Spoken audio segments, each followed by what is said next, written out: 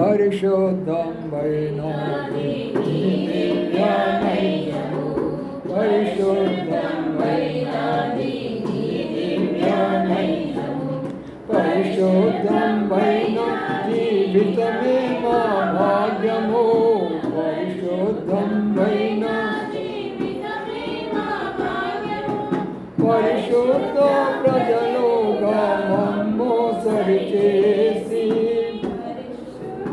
ప్రజలుగా మమ్ము సరిచేసి పాలించుము ప్రభు యేసు రాజా, పాలించుము ప్రభు యేసు రాజా, ప్రభు యేసు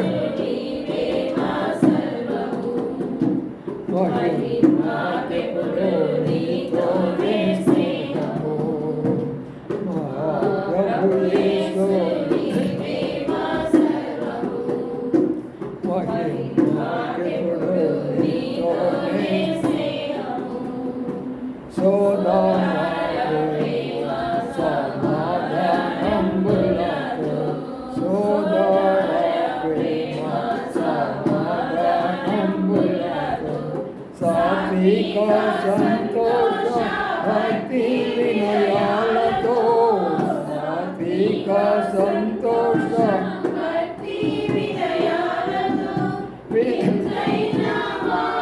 స్తుతి పరిమళాలతో, వింతైన మాధు స్తుతి పరిమళాలతో వినయమున పూజింతుము,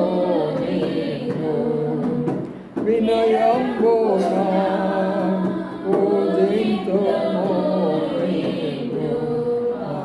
ప్రభు యేసు నీవే మా సర్వము, మహిమకెప్పుడు నీతోనే స్నేహము, మా ప్రభు యేసు నీవే మా సర్వము, మహిమకెప్పుడు నీతోనే స్నేహము.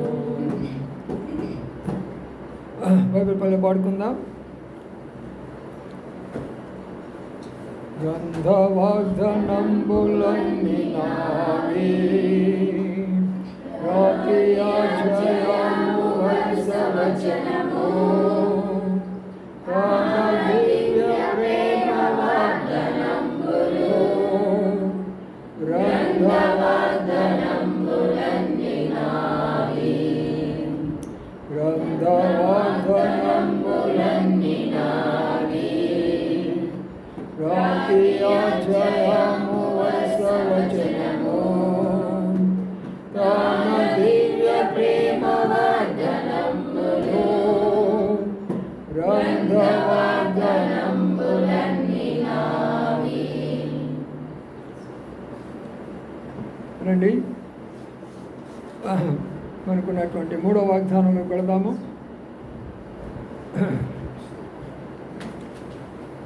ఉన్నటువంటి మూడో వాగ్దానము యోవేలు గ్రంథం, యోవేలు గ్రంథము 2వ అధ్యాయం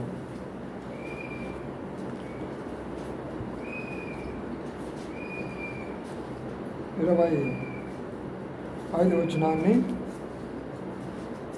26వ వచనం చదువుకుందాం. 25, 26. మీరు కడపారాతిని తృప్తి పొంది మీ కొరకై ఎంత కార్యములు జరిగించిన మీ దేవుడైన యెహోవా నామమును స్తుతించినట్లు నేను పంపిన మిడతలను, గొంగళ పురుగులను, పసర పురుగులను, చీడ పురుగులను అను మహాసైన్యము తినివేసిన సంవత్సరముల పంటను మీకు మరలా నెత్తును. నా జనులు ఎన్నటికీ సిగ్గునందరో. యోవేలు గ్రంథము 754వ పేజీ తీయండి. మళ్ళీ చదువుతాం. మీరు చదివితేనే అర్థమైంది, చదవకపోతే ఎట్లా? మీరు కడపారాతిని 25 వచనము, మీరు కడపారాతిని తృప్తి పొంది మీ కొరకు వింత కార్యములను జరిగించిన మీ దేవుడైన యెహోవా నామమును స్తుతించినట్లుగా నేను పంపిన మిడతలను, మొగల పురుగులను, పసర పురుగులను, చీడ పురుగులను మహాసైన్యం తినివేసిన సంవత్సర పంటను మీకు మరలా ఎత్తును. నా జనుడికి అన్నిటికీ నీ సిగ్గునందరు. చాలు, ప్రార్థన చేసుకుందాం. ప్రేంగల మా పొడవు తండ్రి, నమ్మకమైన మా దేవా, మీకు స్తోత్రాలు. సంఘం యొక్క వాగ్దానాల్లో గత 6 నెలలు ప్రభా, జనవరి నుంచి జూన్ వరకు కూడా 2 వాగ్దానాలు ధ్యానించాము. ఇంకొక వాగ్దానం ఉన్నది. మరి ఈ వాగ్దానం కూడా కొన్ని నెలలు మేము ధ్యానించబోతుండగా మీ దాసును క్షేకించండి, మీ దగ్గర మాటలు దయచేయమని ప్రార్థిస్తుంటున్నాను. ఇప్పటికి వచ్చిన వారిని బట్టి అందులో స్తోత్రాలు. ఇంకా కొంతమంది రావాల్సిన వారు ఉంటున్నారు. వారి మధ్యలో తోడయండి, క్షేమకాలం నడిపించండి. వచ్చిన ఏ ఒక్కరు కూడా ఖాళీకి వెళ్ళకుండా సహాయం చేయమని వేడుకుంటాం. యేసయ్య పరిశుద్ధ నామమున స్తుతించి ప్రార్థించి కనపరిచి వేడుకొంచున్నాము తండ్రి, ఆమేన్. మనకు 3 వాగ్దానాల్లో చివరి వాగ్దానానికి వచ్చేప్పుడు మనం ఈ వాగ్దానము యోవేలు గ్రంథంలో రాయబడుతూ ఉంటుంది. బహుశా యోవేలు గ్రంథం అనేది అసలు ఉన్నదో లేదు కూడా కొంతమంది తెలియకపోవచ్చు. ఎందుకంటే యోవేలు గ్రంథం అంటే అది ఎప్పుడు మనం చూస్తాము, మత్తయి సువార్త, మార్కు సువార్త, లూకా సువార్త, లేదా ఆది కాండము, కీర్తన గ్రంథము అవి చూస్తాం. కానీ యోవేలు గ్రంథం ఎప్పుడైనా చూస్తామా? ఇప్పుడు చూస్తుంటారు బహుశా మీరు. యోవేలు అంటే ప్రవక్త. బైబిల్లో 4 పెద్ద ప్రవక్తలు ఉన్నారు. ఒకరు యెషయా, 2 ఆయన ఇర్మియా, 3 ఆయన హిజ్కియా. వినపడదు కదా? పెట్టు, కొంచెం సౌండ్ అని పెట్టు. చూడండి, జాగ్రత్తగా వినండి. మొదట ఆయన ఎవరని చెప్పాను? మొదట ఆయన ఎవరంటే యెషయా, ఆయన ప్రవక్త, పెద్ద ప్రవక్త. 2 ఈయన ఎవరంటే మరి ఇర్మియా, ఈయన కూడా పెద్ద ప్రవక్తే. 3 ఆయన ఎవరంటే యెహెజ్కేలు, ఆయన పెద్ద ప్రవక్తే. 4 ఎవరంటే దానియేలు, ఆయన పెద్ద ప్రవక్తే. అది యోవేలు చిన్న ప్రవక్త. ఇప్పుడు యెషయాలో 66 అధ్యాయాలు ఉంటాయి. ఇర్మియాలో మరి 52 అధ్యాయాలు ఉంటాయి. యెహెజ్కేలులో 48 అధ్యాయాలు ఉంటాయి. దానియేలులో 12 అధ్యాయాలు ఉంటాయి. మరి ఇందులో 3 అధ్యాయాలే ఉంటాయి. ఈ దానియేలు అయిపోయిన తర్వాత హోషేయ దగ్గర నుంచి మలాకి వరకు 12 మంది మైనర్ ప్రాఫిట్స్ అంటారు, చిన్న ప్రవక్తలు అంటారు. ఈ చిన్న ప్రవక్తలే కానీ వారు రాసిన విషయాలు చాలా పెద్ద విషయాలు. అందుకని ప్రియులారా, వీళ్ళందరూ కూడా చాలా శ్రేష్టమైనటువంటి వారు. హోషేయ అనేటటువంటి ఆయన తర్వాత వచ్చిన యోవేలు, ఆయన తర్వాత వచ్చినటువంటి ఆయన ఆమోసు, ఆయన తర్వాత వచ్చినటువంటి ఆయన ఓబద్యా, ఆయన తర్వాత వచ్చినటువంటి ఆయన యోనా, ఆయన తర్వాత వచ్చినటువంటి ఆయన మీకా, ఆయన తర్వాత వచ్చినటువంటి ఆయన మరి హబక్కుకు, ఆయన తర్వాత నాహోము, ఆయన తర్వాత జఫన్యా, ఆయన తర్వాత హగ్గయి, ఆ తర్వాత జకరియా, మలాకి. ఎన్ని చెప్పాను? పిల్లలు బడిలో చెప్తా ఉంటారు, 2 2 2 2 3 అట్లా ఎక్కాలు చెప్తూ ఉంటారు కదా. బైబిల్ కూడా మనం అట్లా నేర్చుకోవాలి. ఎంతమంది ప్రవక్తలు వచ్చారు, ఒక్కొక్క ప్రవక్తలో ఒక్కొక్క దీనిలో ఎన్ని అధ్యాయాలు ఉన్నాయో కూడా మనం చూసుకోవాలి. ఈ బైబిల్ గ్రంథంలో 66 పుస్తకాలు ఉంటాయి. 66 పుస్తకాల్లో మీరు ఏ ప్రవక్తను గురించి అడిగినా చెప్తాను, ఏ అధ్యాయం గురించి చెప్పినా చెప్తాను, ఏ పుస్తకంలో ఎన్ని అధ్యాయాలు ఉన్నాయని అడిగినా చెప్తాను. ఒక్కటి కాదు, ఆది కాండం నుంచి ప్రకటన గ్రంథం వరకు దేనిలో ఎన్ని అధ్యాయాలు ఉన్నాయో వరుసగా చెప్పమంటే చెప్తాను. ఎందుకంటే బైబిల్ అంటే ఏమనుకుంటున్నారు? దేవుడు ఆది యందు వాక్యం ఉండెను, వాక్యం దేవుని యొద్ద ఉండెను, వాక్యం దేవుడై ఉండెను, ఆ దేవుడు నా నోట ఉండేది. చూసారా? హిందువులు చాలా చక్కగా చెప్తారు. వాడు చెప్పే మాట ఏం తెలిసిన, ఈ యొక్క సర్వలోకం బ్రహ్మ మంత్రం, మంత్రం బ్రాహ్మణం సర్వదేవత అంటారు. అంటే అర్థమేం తెలుస్తుందా?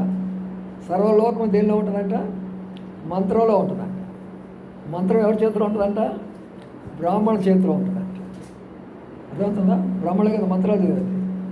మంత్రం బ్రాహ్మణ అంటే బ్రాహ్మణ చేతిలోకి వస్తుందంట. ఇప్పుడు ఈ బ్రాహ్మణులు ఎవరంటే మేమే దేవతలవి, మేమే దేవుడివి అయిపోయినారు. ఈ యొక్క వచనం తీసుకొని వాళ్ళు అలా చెప్తున్నారు.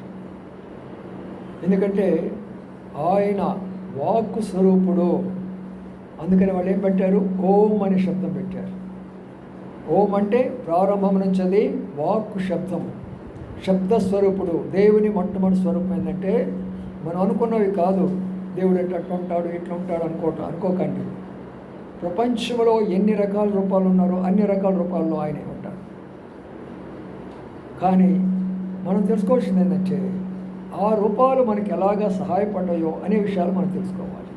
అందుకనే మనం జ్ఞాపకం చేసుకునే మాట ఏంటంటే ఆదియందు వాక్యము ఏమై ఉన్నాడు? దేవుడు అంటే అది ఎక్కడ ఉండాలా? ఈ నోట్లో ఉండాలా. నోట్లో నుంచి ఎక్కడ పోవాలా? అన్నం తినేటప్పుడు ఏం చేస్తాం? నోట్లో అన్నం వేసుకుంటే ఎక్కడ పోతుంది? కడుపులో పోతుంది కదా. మరి వాక్యం నోట్లో వేసుకుంటే ఎక్కడ పోవాలా? హృదయంలోకి వెళ్ళాలా. హృదయంలోకి వెళ్ళాలా.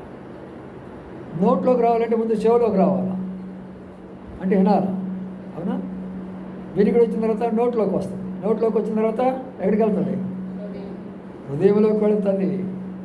అందుకని ప్రియమైన సోదరులారా, పరిశుద్ధ గ్రంథంలో ఉన్న 66 గ్రంథాల్లో ప్రతి క్రైస్తవుని నోట ఉండాల్సిందే. అప్పుడు చూసుకుంటామంటారు, ఇది ఎక్కడ ఉంది, అది ఎక్కడ ఉంది, ఇక్కడ ఉందా, ఈ వచ్చిన ఉందా, ఆ వచ్చిన ఉందా, ఎక్కడుంది, ఇది పేజీలు అని చూసుకుంటా ఉంటారు. మనం అందరికీ ఇది దేవుని యొక్క వాక్యము. దేవుడు ఆయనను నేను ఎంతగా ధ్యానించుకుంటానో, ఎంతగా ఆయన తలపోసుకుంటానో, ఎంతగా చదువుకుంటానో ఆ దేవుడు నాలో అంతగా ఉంటాడు. దేవుడు ఎంతగా ఉండాలంటే అంత వాక్యం నీలో ఉండాలి. ఎంత వాక్యమో. రాత్రి 4 గంటలకు మెలకు వచ్చినప్పుడు ప్రభు నాకు ఒక జ్ఞాపకం చేస్తున్నాడు. ఆదాము హవ్వల చరిత్ర గురించి చెప్తూ అప్పుడు ఆయన చెప్తున్నాను, నాకు అనేకమైన విషయాలు చెప్తే నేను ఆశ్చర్యపోయినాను. ఆదాము హవ్వలలో ఇన్ని కథలు ఉన్నాయా? మరి నేను ఎన్నోసార్లు చెప్పానే జనాలందరికీ, మరి ఇప్పుడు నేనేదంతా కొత్తగానే ఉంది అనిపించింది నాకు. చాలా కొత్త విషయాలు నాకు చెప్పాడు రాత్రి. వీలైతే ఆదివారం చెప్తాను. ఇప్పుడు బైబిల్ పట్టణం కాబట్టి మన అంశం కొరకే వెళ్ళిపోతాం. కాబట్టి యోవేలు గ్రంథము ఒక ప్రవక్త, 12 మంది ప్రవక్తల్లో ఒక ప్రవక్త సేవలో ఎన్ని జాగ్రత్తగా ఉంటాడు. బైబిల్ స్టడీస్ చాలా ఇంపార్టెంట్. పెద్ద సంఘాలు కూడా లేని ధన్యత మీకు ఇచ్చాడు. ప్రభు అన్నాడు, భయపడకము చిన్నమంద, దయగల తండ్రి మీకు రాజ్యం ఇవ్వడానికి ఆయనకి ఇష్టమైపోయింది అని అన్నాడు. పెద్ద సంఘాలు అనుకున్న వాళ్ళలో కూడా లేనటువంటి సత్యాలు ప్రభు మనకు బయలుపరుస్తుంటున్నాడు. అందుకని వీటన్నిటిని మర్చిపోవద్దు.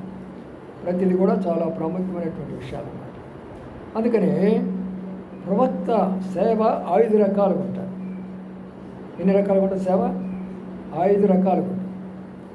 మొదటి రకం ఏమిటంటే సువార్థికులు అంటారు. ఈ సువార్థికులు ఏం చేస్తారు అంటే సువార్త చెప్పుకుంటూ పోతూ వస్తారు. ఒక స్థలంలో మందిరం వేయరు వాళ్ళు. సువార్త అంటే అయ్యా ప్రభు నమ్ముకోండి, పాపాలు ఒప్పుకోండి అయ్యా, ప్రభు క్షమిస్తాడయ్యా, నీ కొరకే చనిపోయినాడయ్యా, సమాధి చేయబడ్డాడు, లేచాడు, రాబోతున్నాడు, ఆ మాట చెప్పుకుంటూ పోతారు వాళ్ళు. దీనిని సువార్త అంటారు. అర్థమైందా? ఇది ఒక రకమైనటువంటి సేవ. రెండవ సేవ ఏంటంటే కాపరులు. ఈ కాపరులు అంటే అర్థం ఏంటంటే ఈ కాపరులు సువార్త చెప్తారు, ఆత్మలు రక్షిస్తారు, అక్కడ సంఘాన్ని ఏర్పాటు చేస్తారు. ఎందుకంటే చివరి దినాల్లో మనం ఉన్నాం కాబట్టి, చాలామంది మోసపోతున్నాం కాబట్టి, అందుకని మీకు వివరంగా చెప్తున్నాను, జాగ్రత్తగా వినండి. అంతేకాదు అనేకులకు ఉపయోగపడేటటువంటి వర్తమానం కాబట్టి జాగ్రత్తగా వినండి. ఈ యొక్క కాపరులు ఏం చేస్తారంటే ఆత్మలను సువార్త చెప్తారు, వారిని రక్షణ మార్గంలో తీసుకొస్తారు, వారిని కాసుకుంటూ ఉంటారు, వారిని మేపుతూ ఉంటారు, వారిని నడిపిస్తూ ఉంటారు, వారిని పోషిస్తూ ఉంటారు. వారికి కావలసిన ప్రతి సందర్భంలో ప్రార్థన ద్వారా, వాక్యం ద్వారా బలపరుస్తూ ప్రభు రాకడ కొరకై సిద్ధపరుస్తూ ఉంటారు. వీళ్ళని కాపరులు అంటారు. అర్థమైంది? ఇప్పుడు ఎంతమంది అయితే మరి మనం చూస్తుంటాం కదా, ఆ యొక్క స్క్రీన్ల మీద పెద్ద వాళ్ళు స్క్రీన్ల మీద మనకు కనబడుతూ ఉంటారు కదా, ఈ లక్షణాలు ఎవరికి ఉన్నాయి? వాళ్ళు చెప్పేది సువార్త లేక వాళ్ళ కాపర్లా? కాపరే పని చేయాలని చెప్పాను నేను ఇప్పుడు మీకు. సువార్త చెప్పాలా ఇంటింటి తిరగాల, గ్రామాలకు తిరగాల, పట్టణాలకు తిరగాల, ఆత్మలు రక్షించాలా, ఆ తర్వాత సంఘాన్ని కట్టాలా, దాన్ని మేపాలా, పోషించాలా, కాపాయాలా, నడిపించాలా, ప్రభు రాకడ కొరకే సిద్ధపరచాలి. ఎంత పని ఉంటుంది కాపరికి అంటే నాకు. కాపరి వేరే, సువార్థికులు వేరే. ఈరోజు మనం చూస్తున్నటువంటి టీవీ వాళ్ళందరూ కూడా సువార్థికులే కానీ కాపరులు కాదు. కానీ వాళ్ళు కాపరులుగా చేస్తుంటున్నారు. అది చాలా తప్పు. సువార్థికులు అనేవాళ్ళు దేని మీద బ్రతుకుతారంటే సువార్త చేసుకుంటూ ఎవరేది పెడితే అది భోజనం చేసుకొని తింటూ అలాగా సేవ చేసుకుంటూ వెళ్ళిపోతూ వస్తారు. అది వాళ్ళు చేసినటువంటి యొక్క పని. అయితే మరి కాపరులనే వాళ్ళు ఏం చేస్తారంటే వారు మందను కాసుకుంటూ మందపాలను తాగుతూ ఉంటారు. చదవండి మొదటి కొరింథీ రాసిన పత్రిక. మొదటి కొరింథీ రాసిన పత్రికలో ఈరోజు మొదటి రోజు ఉపోద్ఘాతమే మీకు చెప్తున్నాను. మొదటి కొరింథీ రాసిన పత్రిక. ఆ వేరే ఫోన్ లేదా ఇంకోటి, ఇది కాకుండా ఇంకోటి ఉండదు, పెట్టండి. అది పెడితే బాగుంటుందిగా. ఒకటే రీసౌండ్ వస్తుంది. మొదటి కొరింథీ రాసిన పత్రిక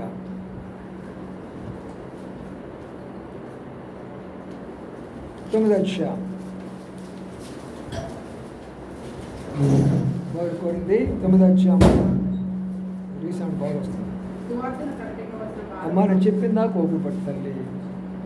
కొంత మీరు అదే మీరు నేర్చుకోవాల్సిన క్రమం ఏంటంటే ఏది చెప్తున్నాడా, దేని గురించి చెప్తున్నాడా, ఎక్కడ చదవమన్నాడా, ఎక్కడ ఆఫ్ చేయమన్నాడా, అట్లా కలిసి చదువుకోమన్నాడా, ఇవన్నీ నేర్చుకుంటున్నాయి.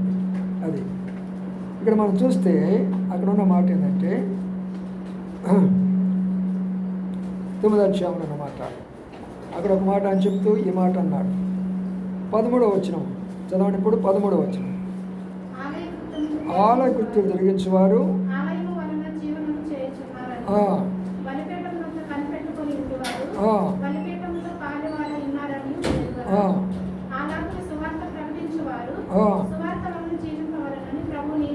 అవును. ఇప్పుడు ఏం చెప్పింది కరెక్టా కాదా?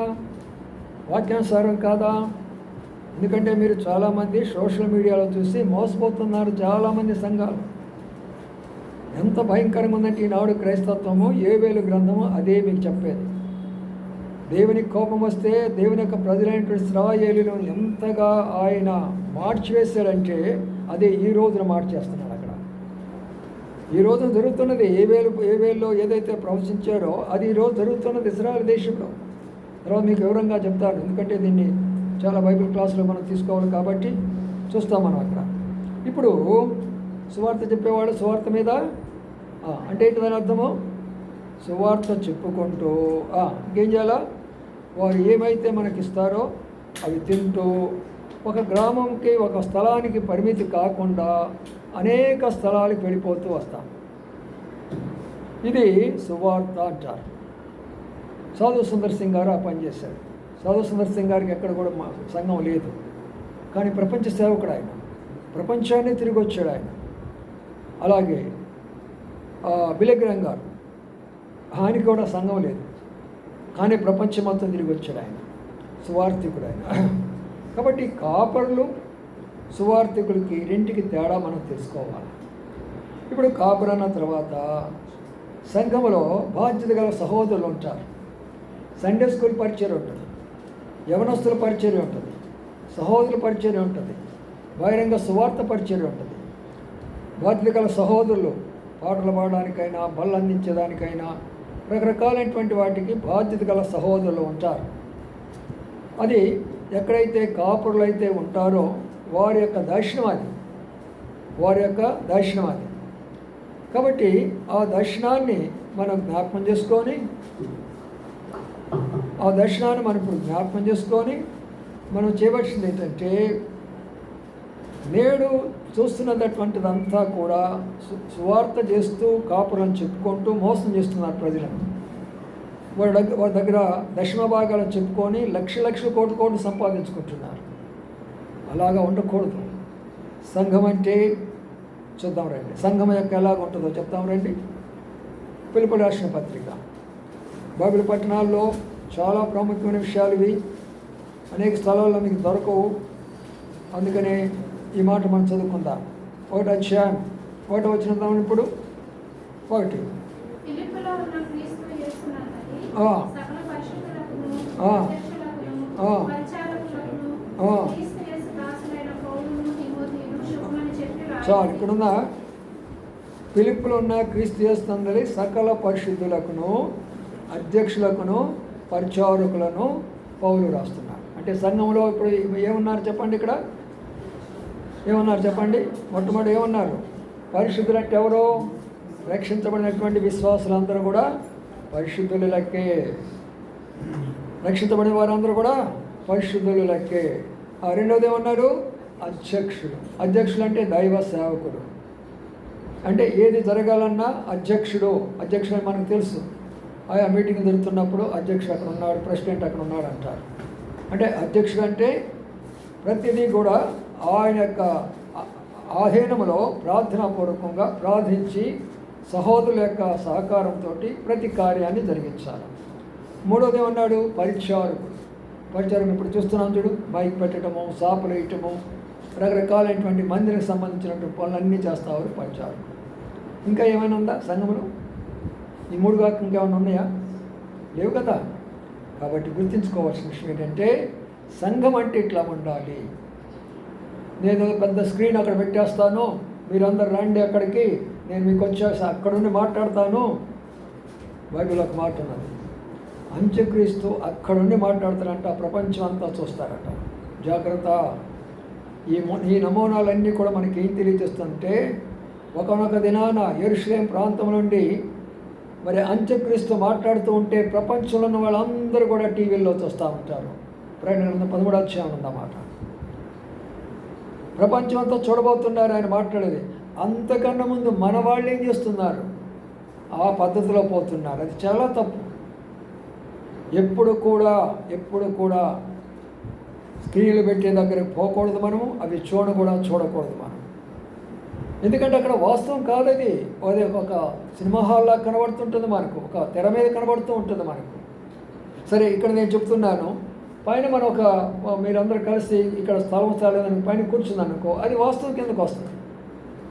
ఇప్పుడు మనకి ఇంత స్థలం దొరకలేదు, పైన ఇంకొక ఒకటి వేసుకున్నారు, పైన కూర్చున్నారు. ఇక్కడ నేను చెప్తున్నాను, ఇక్కడ వినొచ్చు, అక్కడ వినొచ్చు, తప్పు లేదు. అక్కడ లేదు, నేను గుంటూరులో చెప్తాను, నువ్వు హైదరాబాద్లో వినవంటే అది కరెక్ట్ కాదు కదా. అందుకని పరిచారకులు అధ్యక్షులు ఉన్న దానిని అధ్యక్షుడు లేక దైవ సేవకుడు అన్న ఆయనే. రెండవది అధ్యక్షుడు అన్న ఆయనే. మూడవది ఏమన్నారు? కాపురి అన్న ఆయనే. ఇంకా శ్రేష్టమైన మాట చెప్పంటే దైవ సేవకులు అంటాం చాలా ప్రాముఖ్యం. The servant of God. Prabhu Singh గారు నేర్పించింది మాకు అదే. ఎవరు కూడా మీరు రెవరెండ్లు అని పెట్టుకోగాకండి, డాక్టర్లు అని పెట్టుకోగాకండి. మీరు పిహెచ్డీలో లేక డాక్టర్ ఏవో చేసి మేము అపోస్తులమి లేక రెవరెండ్లమి రకరకాలుగా ఉంటారు. అవి మీరు పెట్టుకోకూడదు. ఎందుకు పెట్టుకోకూడదు? ప్రభు ఏం చెప్పాడు మనకు? ఏం చెప్పాడు? ఇక్కడ 3 విషయాలు ఉన్నాయి. అయితే మీరు పరిశుద్ధులై ఉండాలా, లేకపోతే పరిచారకులై ఉండాలా, లేకపోతే అధ్యక్షులై ఉండాలా. అధ్యక్షులై ఉన్నాడు కానీ నేను రెవరెండ్ అంటే దాని అర్థం ఏంటి? రెవరెండ్ అని పెట్టుకుంటారు కదా చాలా చర్చిల్లో.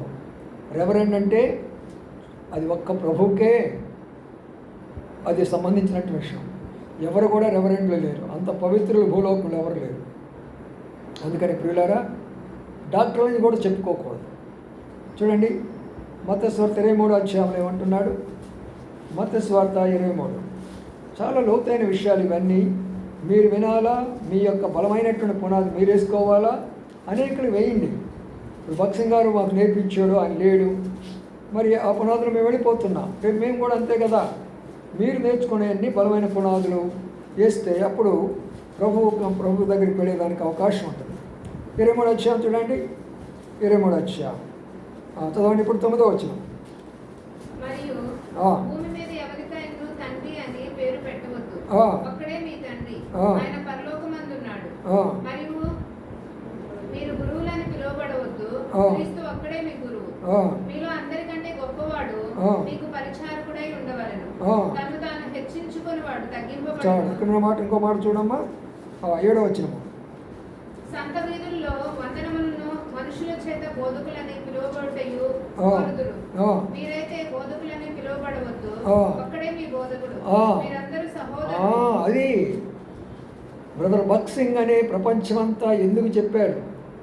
ఆయన రెవడని పెట్టుకోవాలా, అపోస్తులని పెట్టుకోవాలా, ప్రాఫిట్ అని పెట్టుకోవాలా, ఏది పెట్టుకోవాలా? ఆయన బ్రదర్ బక్సింగ్ అంతే. ఆయనకి ఆ టైటిల్ అంతే, బ్రదర్ బక్సింగ్. ఎందుకు ఇక్కడ ఏముంది?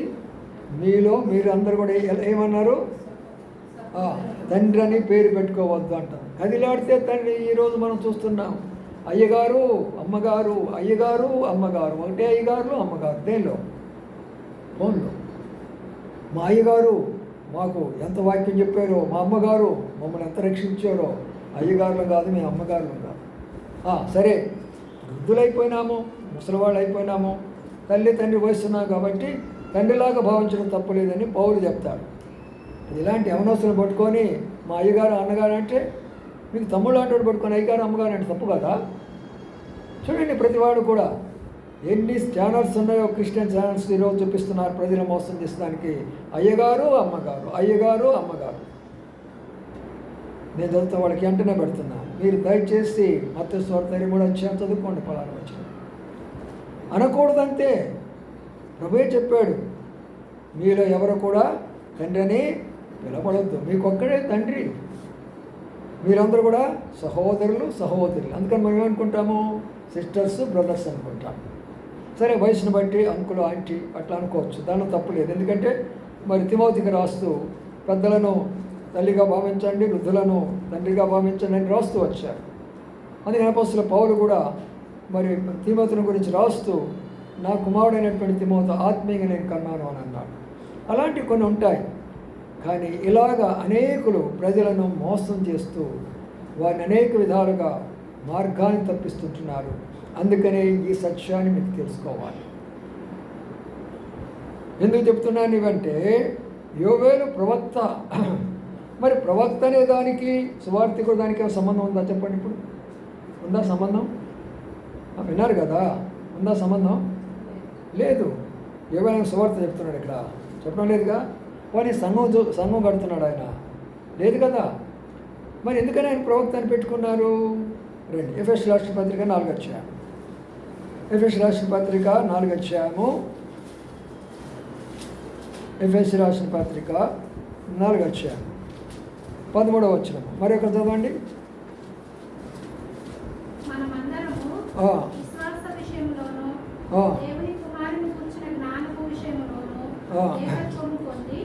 సంపూర్ణ పురుషులమగు వరకు, అనగా క్రీస్తునకు కలిగిన సంపూర్ణతకు సమానమైన 4:13 పరిశుద్ధులు సంపూర్ణమైనట్లు క్రీస్తు శరీరము క్షేమాభివృద్ధి చెందుటకు పరిచర్యలు ధర్మము జరిగించుటకు ఆయన కొందరిని అపోస్తులుగాను, కొందరిని ప్రవక్తలుగాను, కొందరిని సువార్తులుగాను, కొందరిని కాపురులుగాను, ఉపదేశకులుగాను నియమించాడు.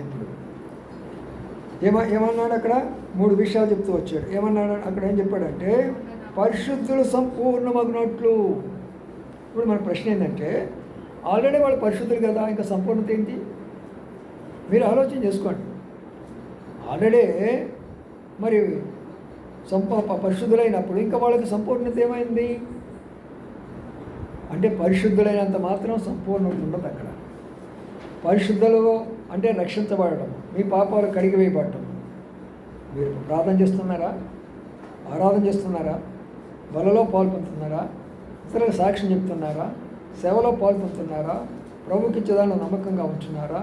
ఇలాగ పరిపూర్ణతలోకి మనం రావాలి.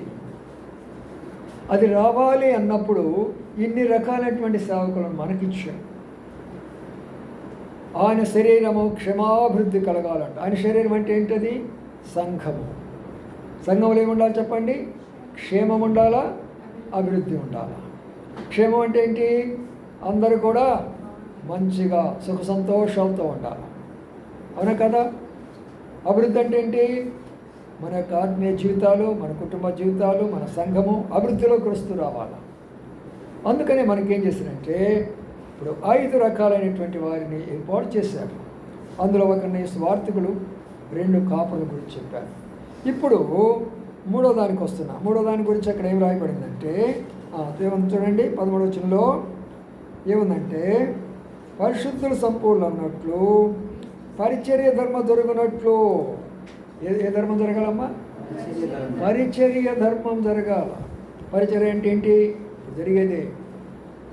పోయి పెద్ద పెద్ద సంఘాలు చూడండి, ఆదివారం తప్పగా వాళ్ళ సంఘాల్లో మిగతా రోజుల్లో మీటింగులు జరగవు.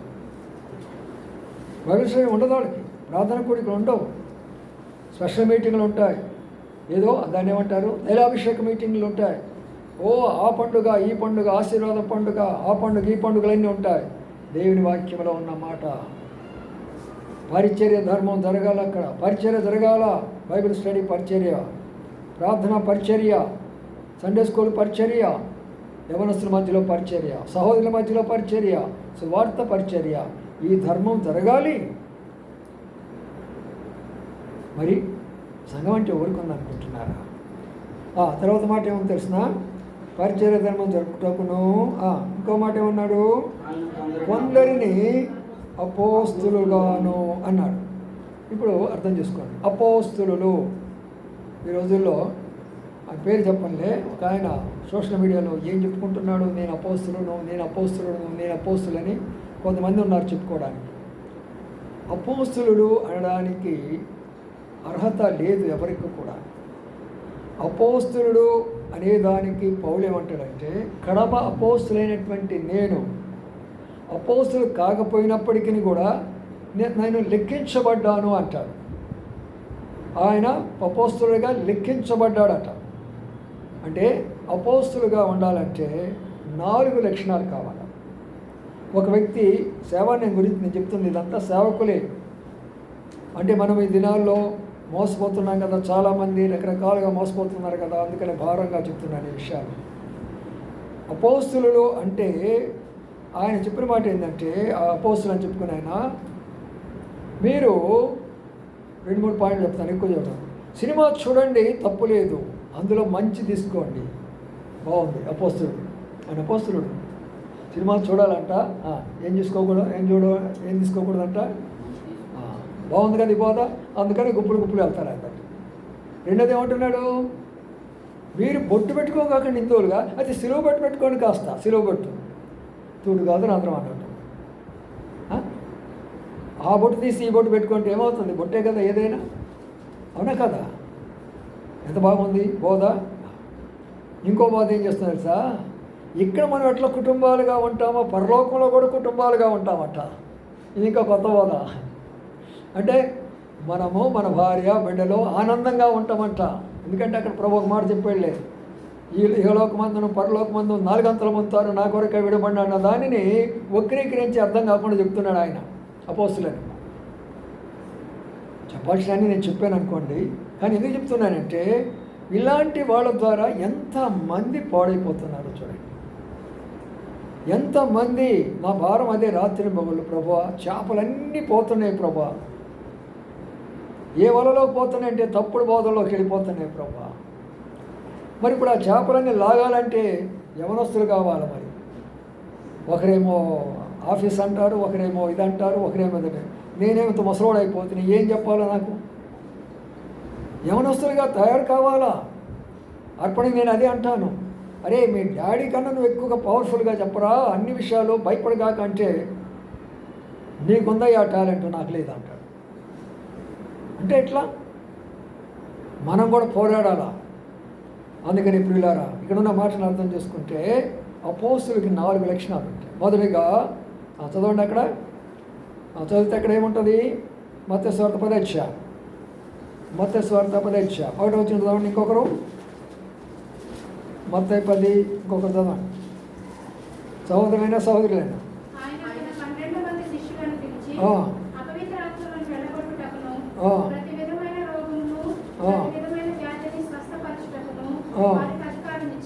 తర్వాత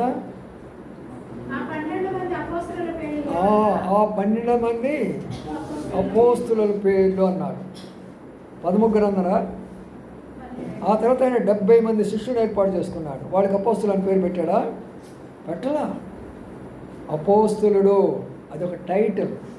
governor, prime minister, chief minister, president, ఎలాగైతే టైటిల్గా ఉంటుందో అపోస్తులు అనేది ఒక టైటిల్.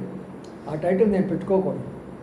అది ప్రభు ఒక్కడే పెట్టాడు 12 మందికి, మిగతా వాళ్ళు ఎవ్వరు పెట్టుకోవడానికి లేదు. ఇప్పుడు ఏమన్నారంటే అక్కడ ఆ 12 మందిని ప్రభు పిలిచి అనే మాట అన్నారు. కాబట్టి ఇప్పుడు సేవ చేయాలి అన్నప్పుడు ఆ ప్రభు ఏమై ఉండాలి? వాళ్ళని పిలవాలి. ఈ రోజున మనం చూస్తుంటే నాకు ఎంత ఇదంటే, ప్రతి ఊర్లో ఆ యవనస్తులను చూస్తుంటే, వాళ్ళ గడ్డాలను చూస్తుంటే, వాళ్ళ యొక్క రంగులు చూస్తుంటే, వీళ్ళు ఎట్లరా బాబు ఈ జనాలందరూ మోసం చేస్తున్నారు. గుంపులుగా చేర్చుకోవటము, హల్లెలూయా చెప్పుకోవటము, జనాలందరికీ నేను సేవకుడిని చెప్పుకోవటము, ఆడ చందా పెట్టించుకోవడము, డబ్బులు వేసుకోవడము, హల్లెలూయా చెప్పుకోవడం, ఇదేనా? చూడండి ఎలాగైపోతున్నారు. పిలువబడాలా. ఉద్యోగం రాలేదని చెప్పేసి నేను సేవకుడు అవ్వచ్చా? నేను నాకే ఉద్యోగం లేదు అందుకని సేవకుడు అయిపోతానా? నేను రిటైర్ అయిపోయినాను అందుకని సేవకుడు అయిపోతానా? నేను పిలవబడాలా అనగా తన ఉద్యోగంలో నుంచి, తన వ్యాపారంలో నుంచి, తన పొలములో నుంచి, తన చేసే పనిలో నుండి పిలువబడాలా.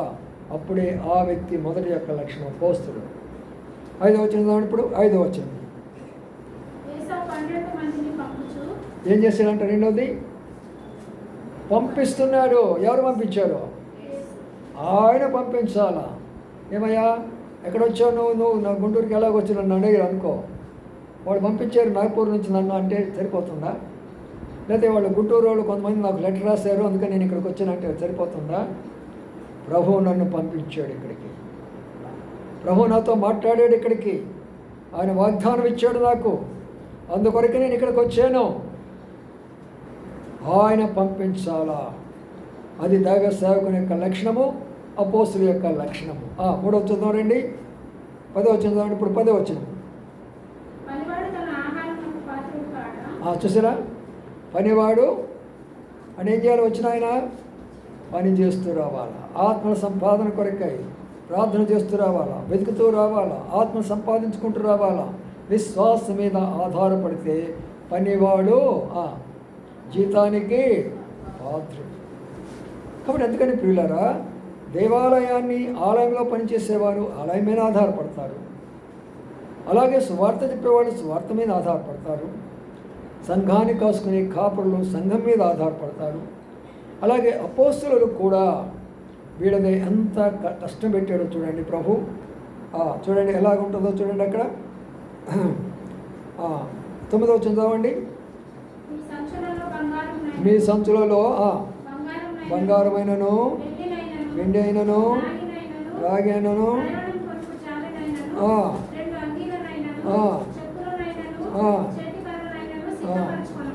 చూసారా పిల్లరా ఎంత ఏం చెప్పాడు? చూసావా? అపోస్తులు అంటే మీరు సేవ చేయాలనుకుంటే, అపోస్తులు అని చెప్పుకోవాలనుకుంటే ఏం చేయాలి? మీరు కనీసం చెప్పుల జత కూడా 2వ జత కొనగా, షర్టు ప్యాంటు కూడా రెండోది కొనవద్దు మీరు. అవునా? ఇంకేం చెప్పాడు? చేతిలో కర్ర కూడా తీసుకోకూడదు, మీరు సంచులు కూడా వేసుకోకూడదు. ఎంతమంది ఉన్నారు చెప్పండి?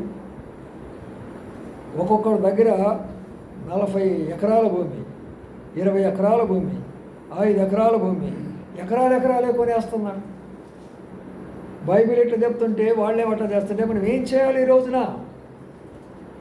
అందుకనే భక్సింగ్ గారు ఈ విషయాలు నేర్పించుకొని ఆ టైంలో అనగా గొప్ప ఉద్యమంతో ఈ యొక్క మరి ఆంధ్రాలో మెడ్రాసులో ఆయన అడుగుపెట్టిన తర్వాత ఈ పద్ధతులన్నీ కూడా కనబడకుండా పోతూ వచ్చినాయి. ప్రతి చర్చిలో చెప్పాడు ఆయన, ఇవి తప్పు అని చెప్పేసి ఆయన ఖండించాడు. అది ఏ చర్చ్ అయినా సరే మీరు చేసేది వాక్యానుసారం కాదని చెప్పేశాడు. అందుకనే భక్సింగ్ గారి దగ్గరికి ప్రజలు గుంపులుగా వచ్చారు. ప్రియమైన సోదరి సోదరులారా, విశ్వాసం మీద సేవ చేసేవారు మనం చూడాలి. చూసారా? కాబట్టి ఇది 3వ యొక్క లక్షణం. 4వ లక్షణం ఏం తెలిసిన? అపోస్తులు అనేవాళ్ళు ప్రభు యొక్క పునరుద్ధానికి సాక్షులై ఉండాలి. అంటే దాని అర్థం ఏంటి? యేసు ప్రభువారు చనిపోయి లేచిన తర్వాత చూసిన వారై ఉండాలి. ఎవరైనా ఉన్నారు చూసిన వాళ్ళు యేసుప్రభు చనిపోయిన తర్వాత? అందుకనే భక్సింగ్ గారు కూడా అదే మాట అన్నారు, నేను అపోస్తలుని కాదు, నేను ఒక సహోదరుడిని, అందుకని నన్ను ఏ టైటిల్ పెట్టొద్దు, బ్రదర్ భక్సింగ్ అని పేరు చాలు అనేవాడు. మన సహోదరులందరూ కూడా బ్రదర్స్ అనే పెట్టుకుంటాం. కాబట్టి ప్రియమైన సోదరి సోదరులారా, ఆయన పునరుత్థానానికి మనం సాక్షులంగా ఉంటే ఆ వ్యక్తి అపోస్తలుడు. ఆ వ్యక్తికి ఎంత బాధ్యత అప్పగించాడంటే, ఎంత బాధ్యత అప్పగించాడో చెప్తా ఉంటానండి. మరొక మాట చూద్దాం. పిలుపుల రాసిన పత్రిక, పిలుపుల రాసిన పత్రికలో వారికి అప్పగించిన పని ఎంత గొప్పదో చూద్దాం రండి. అసలు ఎలాంటి సంఘాలు ఉన్నాయా, ప్రభు వచ్చినప్పుడు ఎత్తబడతాయా సంఘాలు అనే విషయాల్లో చాలా దుఃఖకరంగా ఉంటాయి. ఏం చేద్దాం మరి? జాగ్రత్తగా మన విశ్వాసాన్ని మనం కాపాడుకోవాలి చివరి దినాల్లో. చదవండి, ఇక్కడ ఉన్న మాట 3వ అధ్యాయము 16వ వచనం చదవండి. ఆయనను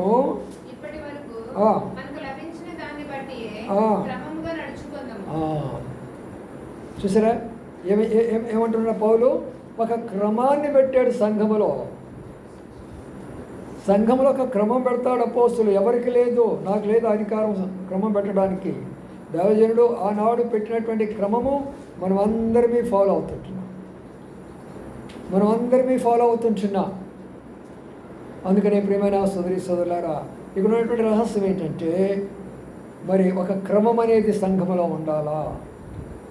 ఆ క్రమం అనేది లేకపోతే ఎట్లా? అది పోయినసారి మేము అక్కడ మాట్లాడుతున్నప్పుడు ఒక సేవకుడు మాతో మాట్లాడుతున్నాడు.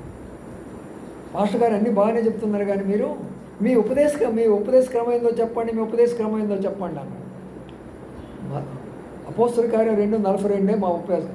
అది కాదండి, మీ ఉపదేశ క్రమం ఏందో చెప్పండి అంటాడు. అదేనా ఈ అపోస్తల కార్యం 2:42 చదవమంటే? అది కాదండి మీ అంటే దాని అర్థం ఏంటంటే, మీరు క్రిస్మస్ చేస్తారా, గుడ్ ఫ్రైడే చేస్తారా, బర్త్డేలు చేసుకుంటారా, ఈస్టర్లు చేస్తారా, పండుగలు చేసుకుంటారా, బుట్లు పెట్టుకుంటారా, నగలేసుకుంటారా, ఏ నామం పేరు బాప్తీసం తీసుకుంటారు, ఇవన్నీ చూసారా? అందుకని ఒక క్రమం అనేది బైబిల్ గ్రంథంలో ఒకే క్రమం వేయబడిన తప్పక వేరే పునాది లేదు. ఎన్ని చర్చలు ఉన్నాయో ఒకనొక రోజున హెబ్రోన్ యొక్క క్రమం రాక తప్పదు.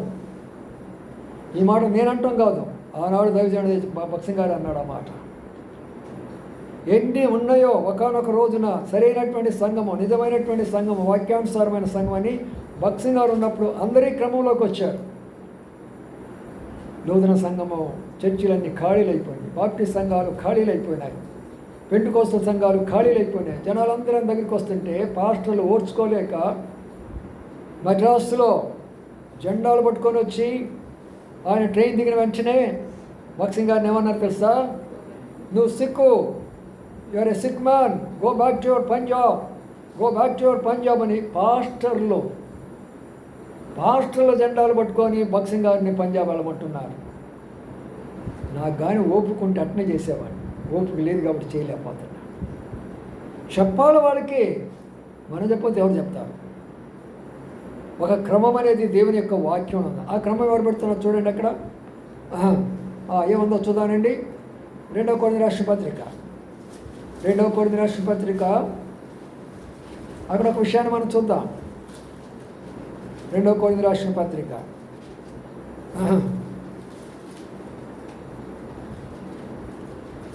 8వ అధ్యాయము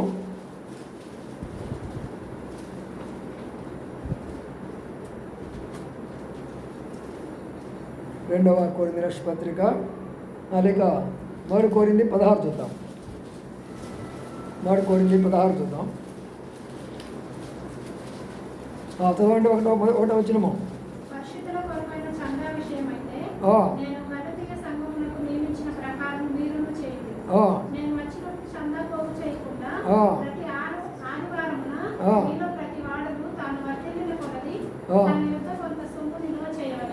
చూడండి, ఇది అసలు ఎప్పుడైనా ఉన్నారా? అసలు ఇవన్నీ మనకు తెలుసా? ఎన్నోసార్లు బైబిల్ చదువుతున్నాం. కానీ ఏమన్నాడంట? పరిశుద్ధులకు చందా విషయమై నేను గల్తీ సంఘానికి నియమించిన ప్రకారం మీరు చేయండి. చందా విషయంలో ఎవరు నియమిస్తున్నారు? పౌలు. వ్యవసేవకుడు, అపోస్తలుడు. ఈ రోజుల్లో ఎలా ఉన్నాయి? నలుగురు పెట్టుకుంటారు. ఒకరేమో సెక్రటరీ అంట, ఒకరేమో ట్రెజరీ అంట, ఒకరేమో ప్రెసిడెంట్ అంట, ఇంకొకరేమో పాస్టర్ గారు. ఈ నలుగురు. మన ఆయన చెప్తున్నాడు, ఆ సంఘం పేరు చెప్పండి. ఆయన చాలా పెద్ద సంఘానికి పోతాడట. మన ప్రసాద్ గారు ఉన్నాడు చెప్పేటప్పుడు, నేను కూడా కదా, ఆయన కూడా ఉన్నాడు. అదేంటండి, వాళ్ళు డబ్బులు లెక్కేస్తేనే జబ్బులు వేసుకుంటారు, డబ్బులు లెక్కేసుకుంటే జబ్బులు వేసుకుంటారు. అవును, వాక్యానుసారం భిన్నమైపోతే అది అలాగనే ఉండదా? వాక్యానుసారం కానటువంటి విషయాలు అలాగనే ఉంటాయి. అందుకని నియమించే యొక్క హక్కు దైవ సేవకులకు ఉంటుంది. ఏదైనా దైవ సేవకుడు దుర్వినియోగం చేసాడా, పైనుండి ఒక్క మొట్టికాయ వేస్తాడు, లేవకుండా చేస్తాడు. చేసాడా లేదా బైబిల్లో? ఏం చేశాడు గేహజీ? ఎలీషా దగ్గర నుంచి గేహజీ ఏం చేశాడు? చీనాల వస్త్రాలను కొంచెం తీసుకొని వచ్చాడు. ఏమైనాడు? కుష్ఠరోగం వచ్చింది. దైవ సేవకులు కానీ యథార్థత లేకపోతే మనుషులకు కాదు భయపడవలసింది, ఆయనకి భయపడాలి, ఆయనకి భయపడాలి. అందుకని ప్రియమైన సోదరి సోదరులారా, పరిశుద్ధుల కొరకైన సంద నియమించిన తర్వాత ఎప్పుడు అన్నాడు? నేను వచ్చినప్పుడు మీరేం చేస్తారు? సంద పోగు చేయటం. ఈ రోజుల్లో ఏం చేస్తారు పాస్టర్ గారు? ఏ పాస్టర్ గారు ఏ ఇంటికి పోయినా సరే సందా ఇవ్వాల్సిందే వాళ్ళకి. ఈ పోయినాడా మళ్ళీ వాళ్ళ ఇంటికి పోను కూడా పోవడం. ఇక్కడేముంది? ఏ రోజు ఇవ్వాలని ఉంది అక్కడ? ఆదివారమున. అందుకని నేను మీకు అనేక సందర్భాల్లో చెప్తాను కదా, అమ్మా మీరు ఏదైనా ఇవ్వాలనుకుంటే ఆదివారం తీసుకొచ్చి ఇవ్వండి అమ్మా. లేదా ఇంటికాడ కృతజ్ఞత కూడుకుంటే కృతజ్ఞత కానుక ఇవ్వచ్చు. అది దేవుడి యొక్క వాక్య సత్యమే. కృతజ్ఞతగా దేవుడు చేసిన మేలుని బట్టి ప్రభుని స్తుతిస్తూ ఒక కృతజ్ఞత కానుక దైవసేవకుడి ఇంట్లో తప్పులేదు. కానీ ఎప్పుడు పాస్టర్ గారు ఎప్పుడు వచ్చారంటే వాళ్ళకి అది ఇవ్వటము ఇది ఇవ్వటం. మీకు తెలియదేమో, ఒక పాస్టర్ గారు ఉన్నారు, ఆంటీకి బాగా తెలుసు వాళ్ళు. ఆయన అంటాడు, నేను మీకు ప్రార్థన చేయాలంటే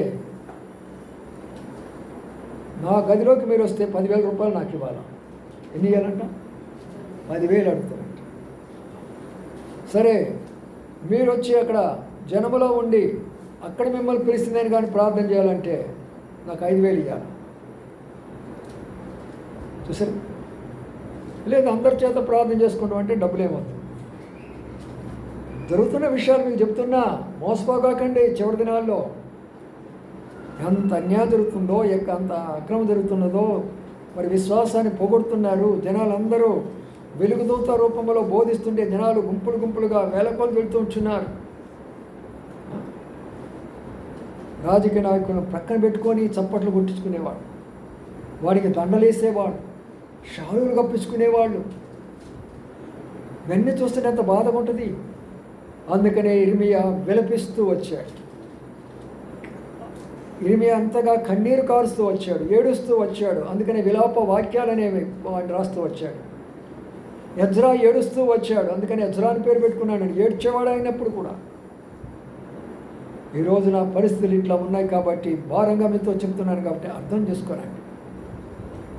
ఆదివారం ఇవ్వమంటే గ్రౌండ్ పెట్టేస్తారు. ఆడ గ్రౌండ్లో జనాలందరినీ పిలుస్తారు. అసలు స్పీకర్ రాడు అప్పుడు దాకా. ఓ 7 చేత, ఒక 6 ఆడపిల్లల చేత, 6 మగపిల్లల చేత ఆ వాంఛలు కొట్టి ఈ వాక్యాలు కొట్టించి చేస్తారు. చేసిన తర్వాత ఆయన అప్పుడు వస్తారు స్పీకర్. ఈ లోపల ఏం చేస్తారు తెలుసా? బయలుదేరుతారు. కుండలు పట్టుకోను, పెట్టుకొని గిన్నెలు పట్టుకొని పెట్టుకొని బయలుదేరుతారు. ఎన్ని వేల మంది ఉన్నారో అన్ని వేల మందికి డబ్బు ఇవ్వాల్సిందే. ఎంత వస్తుంది చెప్పండి? లక్షలు రాదా? వేలాది మంది కనీసం 10 రూపాయలు వచ్చినంత అవుతుంది. 10,000 మందికి 10 రూపాయలు ఇస్తే ఎంత వస్తుందిరా? లక్ష వస్తుందా? ఎక్కడ వచ్చా నీకు కదా? కాబట్టి చూడండి, ఎక్కడ మీటింగ్ పెడితే అక్కడ డబ్బు ఇయటమే. అవన్నీ కూడా తప్పని ఖండించాడు భక్సింగ్ గారు. రక్షించబడ్డవారు మాత్రమే ఆదివారం అయినా, రక్షణ లేని వారు అక్కడ నిలబడమని చెప్పేవాడు. మా సొంత చూసిన అనుభవాలు, చేసిన అనుభవాలు కాబట్టి మీతో కూడా విషయాలు చెప్తుంటున్నాను. అందుకని ప్రియులారా, మరి తాను వర్ధిల్లను కొలది తన వద్ద కొంత సొమ్ము నిలువ చేయవాలని. దేవుడు మిమ్మల్ని ఆశీర్వదించాడు అనుకుంటే నీ యొక్క శక్తిని బట్టి, నీ సామర్థ్యాన్ని బట్టి, నువ్వెంతగా వర్ధిల్లించాడో, దేవుడు నీకు ఎంత మేలు చేశాడో, ఎంత అధికంగా ఇచ్చాడో అంతా నీవు తీసుకొని వచ్చి రహస్యంగా అందులో వేయాలి. ఇక్కడ చాలా విషయాలు గుర్తుంచుకోండి. మనము చేసేటటువంటిది రహస్యమందున్న దేవుడు చూస్తాడు. మత్తయి సువార్తలో ఏమన్నాడు? నీవు కుడి చేయితో చేసే దానము ఎడమ చేయికి. ఈరోజు మన పాస్టర్లు ఏం చేస్తున్నారు? నేను ఎంతమంది అనాథశరణాలు పెట్టానో, ఎంతమందిని నేను పోషించానో, ఎంతమందికి సాయం చేశానో అవన్నీ ఇగో పంచుతున్నాను చూడండి, చీరలు పంచుతున్నాను చూడండి, దుప్పటి పంచుతున్నాను చూడండి, అట్టికాయలు పంపిస్తున్నాను, మామిడికాయలు పంచుతున్నాను. ఏమిటి ఇవన్నీ? లోకస్తులు కదా అవన్నీ చేసేది. కుడి చేయి చేసేది ఎడం చేయి తెలియకూడదు అన్నప్పుడు మనం చేసేయని చెప్పుకోవాలా? మనం చేసేయని చెప్పుకోవాలా? అందుకనే తాను వర్ధిల్లని కొలది, బలవంతంగా కాదు, సామర్థ్యం కొలది, దేవుని భాగాన్ని నమ్మకంగా ఎవరిస్తున్నారో కూడా మనకు తెలియకూడదు. సేవకుడికి అస్సలు తెలియకూడదు. మళ్ళీ చెప్తున్నాను ఈ విషయం, చాలాసార్లు కూడా చెప్పాను నేను. మందిరం విషయంలో మాత్రమే మీ పేరు రాసి ఆ యొక్క ధనం ఎంత ఇస్తారో అది రాసేసి అది ఇచ్చినప్పుడు ప్రత్యేకంగా మందిరం కొరకు అది వాడబడుతుంటుంది. మిగతాది మీరు ఎప్పుడైనా దాన్ని వేసేటప్పుడు పేరు ఎప్పుడు రాయకూడదు. అది దేని కొరకు కూడా రాయకూడదు. అది మొదటి భాగం అని, దశమ భాగాలని రకరకాలుగా రాస్తూ ఉంటారు. ఏమి రాయకూడదు అక్కడ. అక్కడ పాస్టర్ శోధించబడతాడు. ఏ శోధించబడతాడు? ఓహో, ఎవరు దశమ భాగం ఇస్తున్నారో వాళ్ళు ఎక్కువ ప్రేమిస్తారు, ఎవరు దశమ భాగం ఈడో వాడు దొరికిపోదు. వాళ్ళు మెచ్చుకుంటూ ఉంటారు.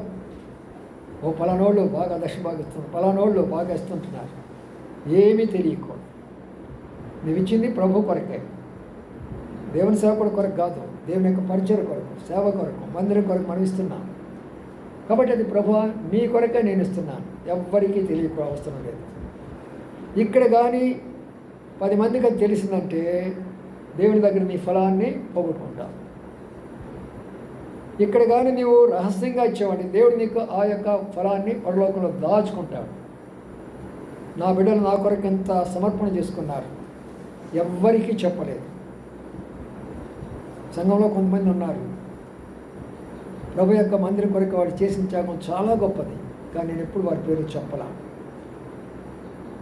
కొంతమందికి ఎంత కోపం అంటే, మిగతా చర్చిల్లో ఒకటి ఉంటుంది, ఒక లిస్టు తీసుకొని చదువుకుంటారు వాళ్ళు. పలానా ఎంత ఇచ్చాడో, పలానా ఎంత ఇచ్చాడని ప్రతి చర్చిలో వాళ్ళ పేర్లు చెప్పుకుంటూ అప్పగొడుకుంటూ ఉంటే పాపం ఈయనోళ్ళు ఏం చేస్తా ఉంటారు, ఇటు చూసుకొని ఇటు చూసుకొని ఇటు చూసుకొని ఇటు చూసుకొని.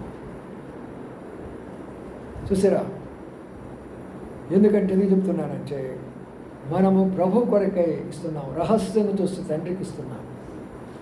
ఆయన దానికి మన ప్రతిఫలం ఇస్తాడు. అందుకనే అపోస్తలుడు అంటే ఇన్ని బాధ్యతలు గలవారు. అందరు కారేరు. ఆ తర్వాత ఇంకో మాట చూసుకుందాం. అక్కడ మనం చదువుకున్న మాట ఏముందంటే, ఇప్పుడు అసలు విషయానికి వస్తున్నాం కాబట్టి దాని గురించి చూసుకుందాం. ఎఫెసీ పత్రిక 13వ అధ్యాయము ఏముంది తర్వాత, అపోస్తలుల తర్వాత ఏముంది? సువార్థికులు అయిపోయింది, కాపులు అయిపోయింది. ఇంకోటి ఏముంది? ప్రవక్తలు అనే మాట ఉంది. ప్రవక్త అంటే ఆయన సువార్థికుడు కాదు, అటు కాపరి కాదు, ఇటు బోధకుడు కాదు. ప్రవక్త అంటే ఏంటంటే ప్రవచనము, జరగబోయే విషయాలు చెబుతూ ఉంటున్నారు.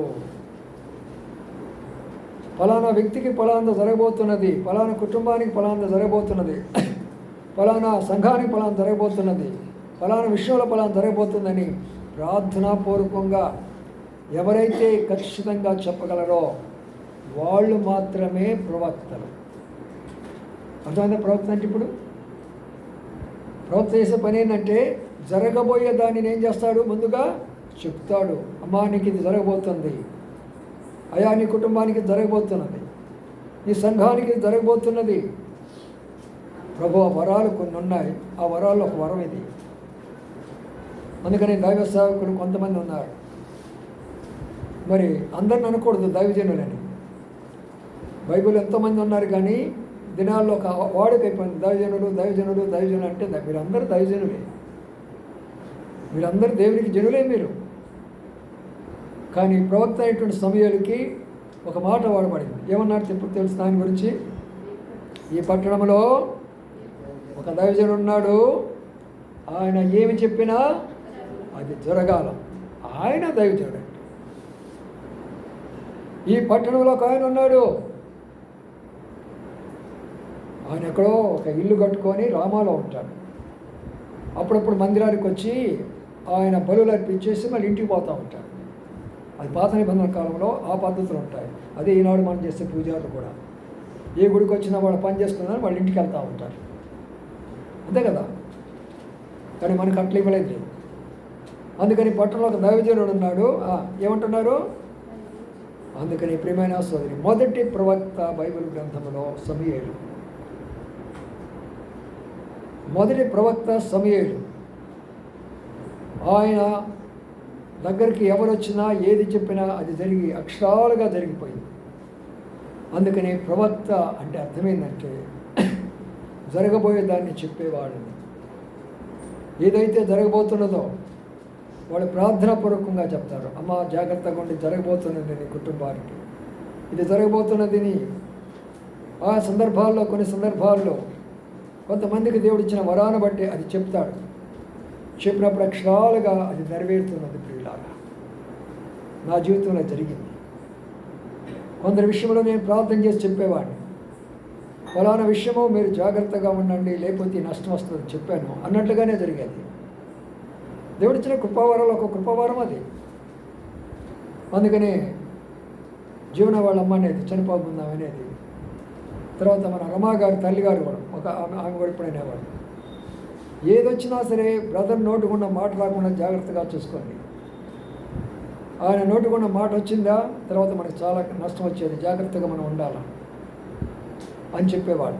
ఎందుకంటే అది ప్రభువు వాక్కు దైవ సేవకుని ద్వారా బయటకు వస్తుంది. ఇక్కడ బైక్ పెట్టినప్పుడు ఆడ బయట మనం బాక్స్ పెడతాం కదా, ఇప్పుడు బాక్స్లో సౌండ్ ఎట్లా వస్తుంది, అలాగే ఆయన వాక్కు మనకు వస్తూ ఉంటుంది. అందుకని యెహోవా వాక్కు ప్రత్యక్షమైన యోవేలు ద్వారా, యెహోవా వాక్కు ప్రత్యక్షమైన ఇర్మియా ద్వారా, యెహోవా వాక్కు ప్రత్యక్షమైన హిజ్కేలు ద్వారా ఆయన వాక్కు మనకు రావాలి. మనం రావాలంటే దైవసేవకుడు ఎలాగ ఉండాలా? నీతిమంతుడిగా ఉండాలా, పరిశుద్ధుడిగా ఉండాలా, యథార్థంగా ఉండాలా.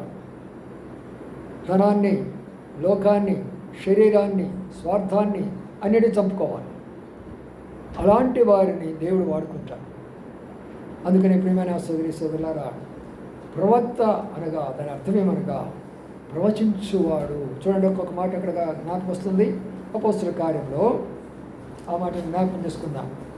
అపోస్తుల కార్యంలో ఒక ఆయన గురించి రాస్తూ ఒక మాట అక్కడ రాయబడుతూ వచ్చింది.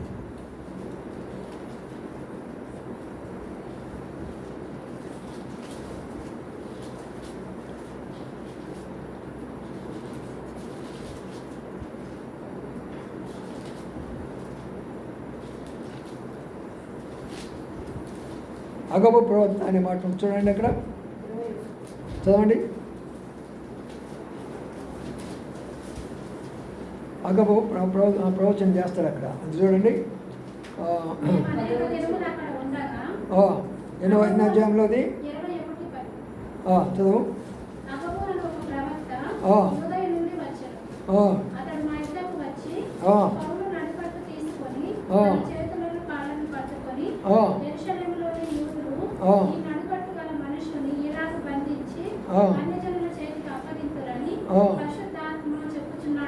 చూసావా? కాబట్టి ఆయన పౌలు గురించి చెప్పాడు, మీరు బంధించబడబోతున్నారని చెప్పారు, బంధించబడ్డారు. తర్వాత కరువు వస్తుందని కూడా చెప్పారు, కరువు కూడా వచ్చేసేస్తుంది. కాబట్టి ఎందుకు చెప్తున్నానంటే ప్రవక్త అనేటటువంటి ఆయన ఇలాగ సంఘాన్ని కట్టుకొని జనాలందరూ పోగు చేసుకొని చేయకూడదు, అది తప్పు. సంఘంలో ఉంటారు, వాళ్ళు ప్రవచిస్తారు, అది వాళ్ళ యొక్క వరం. అది దేవుడిచ్చిన వరాన్ని వాళ్ళు వాడుకోవాలి. దీన్ని ఇంగ్లీష్లో అంటారు ద స్పిరిట్ ఆఫ్ డిజర్న్ అంటారు. కాబట్టి ఆ యొక్క వరం ఉన్న వాళ్ళు దాన్ని ఉపయోగించుకుంటూ ఉంటారు. చూసారా, అగా ప్రవక్త ప్రవచించాడు, అలాగనే జరుగుతూ వచ్చింది. కాబట్టి ప్రవక్తలు, ఏవేలు ప్రవక్త. ఎందుకు దావీదుని గురించి చెప్పలేకపోయినాను? దావీదు ప్రవక్త కాదు, ఆయన రాజు. అందుకనే ఆయన గురించి ధ్యానిస్తూ వచ్చాను. కాబట్టి మనం ప్రవక్త అనేది తెలుసుకోవాలి. ఆయన ఎందుకు ప్రవచించాడు, ఇక్కడ రాయబడినటువంటి మాట, మనం పోగొట్టుకున్నది ఏంటి, మనం సంపాదించుకోబోతుంది ఏంటి, ఎందుకు పోగొట్టుకున్నాము, ఎలా సంపాదించుకున్నామంటే యోవేలు ఎలా ఏం చెప్తున్నాడు అనే విషయాన్ని గురించి మనం చూస్తుంటున్నాము. చివరిగా ఆ మాటను మనం జ్ఞాపకం చేసుకుంటే ఎఫెసీ పత్రిక 4:13 ఉపదేశకులు అని అన్నారు. ఉపదేశకులు అంటే ఏంటంటే వీళ్ళు సేవకులే కాదు, సహోదరులు, బ్రదర్స్ అనేవాళ్ళు, వారు కూడా ఉపదేశించవచ్చు. వచ్చి దేవుని సన్నిధిలో ఉండి ప్రార్థించుకొని వాక్య అనుభవం పొంది ప్రజల కొరకై వారు కూడా ఇక్కడ నిలబడి వాక్యాన్ని చెప్పవచ్చు. దాన్ని ఉపదేశకులు అంటారు. కానీ వారు సేవకులు కాదు, వారి పని అంతవరకే. వారు వస్తారు, ఉపదేశుకొని అప్పుడు ఉన్నారు. ఉపదేశకుడు, సేవకుడు కాదు. వస్తాడు, ఉపదేశిస్తాడు, వెళ్ళిపోతాడు. సువార్థికుడు కూడా కాదు, ఉద్యోగం ఉంది అవతల. కాబట్టి ఉపదేశం చేయవచ్చు మనం. ఉపదేశం అంటే వాక్యాన్ని చదువుకొని అర్థం చేసుకొని సంఘక్షేమం కొరకై మనం చెప్పవచ్చు. ఇప్పుడు సహోదరుల మధ్యలో బేబీ ఉంది, చక్కగా చెప్తుంది. నిన్న ఈ అమ్మాయి మన ఉషా కూడా చెప్పింది, కొంతమంది అమ్మాయి సునీత కూడా చెప్పింది. అట్లా కొంతమంది సహోదరుల మధ్యలో మీరు ఉపదేశం చేయవచ్చు, తప్పులేదు. అలాగే సహోదరుల మధ్యలో కూడా తయారు కాండి అంటే ఒకరు కూడా తయారు కావటంలా. మీరు చాలామంది తయారైపోతున్నారు, కానీ వీళ్ళు అసలు ఎవరు లేదు. నేను లడ్డు తయారు చేస్తానంటారు ఒక ఆయన, నేను మిఠాయి తయారు చేస్తానంటారు ఇంకొక ఆయన, నేను ట్రైన్ ఎక్కుతానంటాడు ఇంకొక ఆయన, నేను అక్కడ షాప్ ఒకటి నాకు ఒకటి అంటాడు ఇంకొక ఆయన. ఎట్లా చేయాలి మరి? నేను ఉపదేశకుల అవసరం మనకు. అందుకని పిల్లారా, ఈ రకమైనటువంటి 5 రకాల సేవ ఉంటే నేటి దినాల్లో మనం చూస్తున్న పరిస్థితి ఏంటంటే, భయంకరమైనటువంటి పరిస్థితి ఏంటంటే, జనాలను పోగు చేసుకోవడము. సోషల్ మీడియాలో చూస్తారు కదా, వాళ్ళు ఎట్లా పాడారో అదే పాట, ఎక్కడ చూసినా అదే పాట, ఎక్కడ చూసినా అదే పాటలు, అయ్యే పాటలు. అంతేగాని కొత్త పాటలు పాడుకుందాం అనేది లేనే లేదు. అలాగా రకరకాలైన విధానాల్లో ఉన్నారు. కాబట్టి చివరి దినాల్లో మనం చాలా జాగ్రత్తగా ఉండాలి. చివరిగా చెప్పే మాట ఏంటంటే, మరి క్రీస్తు శకం 52వ సంవత్సరంలో, మనకి ఇప్పుడు మంది ఏ సంవత్సరం ఇప్పుడు ఇది? 52నా? అంటే ఈ సంవత్సరంలో తోమా గారు ఇండియాకి వచ్చాడు. 52లో ఇండియాకి వచ్చాడు తోమా గారు. చాలామంది ఏమంటారు, అమెరికా వాళ్ళు వచ్చారండి, బ్రిటిష్ వాళ్ళు వచ్చారండి, వాళ్ళు తీసుకొచ్చారంటే వాళ్ళని తీసుకొని రాలా, మన దగ్గర ఉందని చేసుకొని పోవడానికి వచ్చారు. అదే సమయంలో మనకు అనేకమైనటువంటి విషయాలు, సదుపాయాలు కూడా కల్పిస్తూ వచ్చారు. అసలు బ్రిటిష్ వాళ్ళు కాదు ఇది మనకు తీసుకొచ్చింది. మరి అంతకుముందే తోమా గారు వచ్చారు. అటు నుంచి మరి కేరళ స్టేట్కి దిగాడు ఆయన. కేరళ స్టేట్ దిగి అక్కడ ఈ సంవత్సరంలో భారతదేశంలో స్టార్ట్ అయిపోయింది. ఏం స్టార్ట్ అయిపోయింది? పరిచర్య స్టార్ట్ అయిపోయింది. భారతదేశంలో స్టార్ట్ అయిపోయింది, సువార్త స్టార్ట్ అయిపోయింది. ఆయన ద్వారా ఎన్నో అద్భుతాలు ప్రభు జరిగిస్తూ వచ్చాడు. ఆయన ఎంత గొప్ప వ్యక్తి అంటే, ఆయన చనిపోయిన తర్వాత కూడా ఆయన ఎముక ఎన్నో సంవత్సరాలు అందులోంచి రక్త బొట్లు పడుతూ వచ్చినాయి. కళ్ళతో నేను చూశాను. తోమా గారి యొక్క సమాధి దగ్గరికి పోయి చూడండి, ఈ రోజు కూడా ఎంత అద్భుతంగా ఉంటుంది అక్కడ. తోమా గారి యొక్క మరి దేవాలయం పోయి చూడండి, ఎంత అద్భుతంగా ఉంటుంది అక్కడ. మీనంబాగం దగ్గర ఉంటుంది మెడ్రాసులో. అటు కేరళలో మొట్టమొదటిగా భారతదేశంలో ప్రభువుని అంగీకరించిన వాళ్ళు ఎవరు తెలిసినా క్రైస్తవులు కాదండి, అంటే మన మామూలు వీళ్ళు కాదు, హిందువులు కాదు, బ్రాహ్మణ్స్ మొట్టమొదటి ప్రభువుని అంగీకరించారు. అందుకనే ఈ రోజు వరకు కూడా అక్కడ కేరళలో ఎక్కువ మంది క్రైస్తవులు ఎవరంటే బ్రాహ్మణ్స్ ఏమంటారు, అక్కడ శైవులు అంటారు వాళ్ళు. సౌత్ ఇండియా వాళ్ళందరూ శైవులు అంటారు, నార్త్ ఇండియా వాళ్ళని వైష్ణవులు అంటారు. అందుకనే అటువైపు అలా సువార్త ఇటు వచ్చింది కాబట్టి మనందరం ధన్యులైపోయినాం. ఆయన ద్వారా చేసిన కార్యాలు ఎంతంత కార్యాలు కాదు. అయితే ఆయన్ని ప్రార్థన చేసుకుంటే ఈ యొక్క భయంకరమైనటువంటి మరి మతమయ సంబంధమైన వ్యతిరేకులైనటువంటి వారు, పూజారులైనటువంటి వారి భక్తికి ఎంతో నష్టం వస్తుందని చెప్పేసి ఆయన ప్రార్థన చేసుకుంటుంటే కొండ మీద మరి వెనకాలుగా వెళ్ళి ఒక గుంపుగా వెళ్ళి త్రిశూలం తీసుకొని పొడిచి చంపారు. ఆయన ఆ కొండ మీద పడి ఆ రక్త బొట్టులో ఆ దారిని పడినటువంటివి ఆ గుర్తులు పెట్టారు. ఇప్పుడు కూడా చెప్తారు, ఈ దారిలోనే ఆయన పోయాడు అని. నేను ఆ యొక్క కొండ ఎక్కేటప్పుడు నేను ఊహిస్తూ వచ్చాను, ప్రభా మరి ఆయన ఇలాంటి యొక్క స్థితిలో నుండి ఆ స్థాయిలోకి పోయినాడా? బహుశా ఒకసారి మన ప్రసాద్ గారు కూడా నాకు ఫోన్ చేశారు, అటు వెళ్తున్నారు అనుకున్నాను. వెళ్ళే ఉంటారేమో తెలీదు, వాళ్ళ బంధువులు ఉన్నారని చెప్పారు. తోమా గారు ద్వారా ఈ యొక్క పరిచర్య ప్రారంభించబడింది.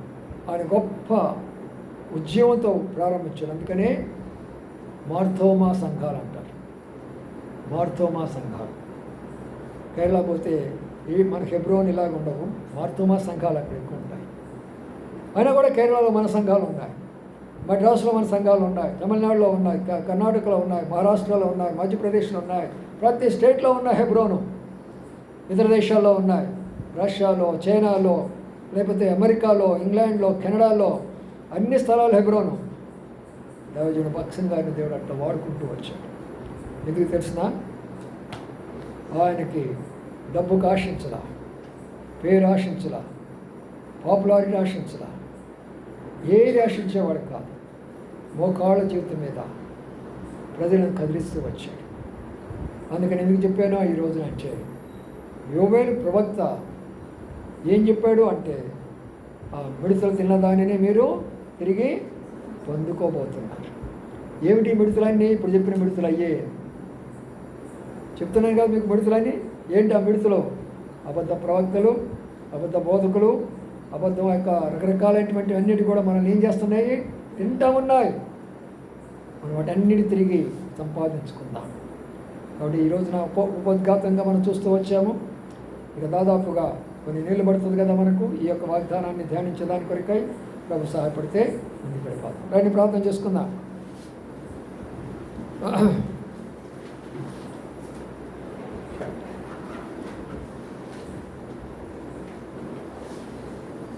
కరుణించి తిరిగి సమ్మకొచ్చు ప్రభువా, కరుణించి తిరిగి సమ్మకొచ్చు ప్రభువా, క్షమాపణ వేడుచున్నాను, క్షమాపణ వేడుచున్నాను. సహోదరులు ఇద్దరు ప్రార్థించండి. పరిశుద్ధుడైన తండ్రి, ప్రేమ కలిగిన దేవా,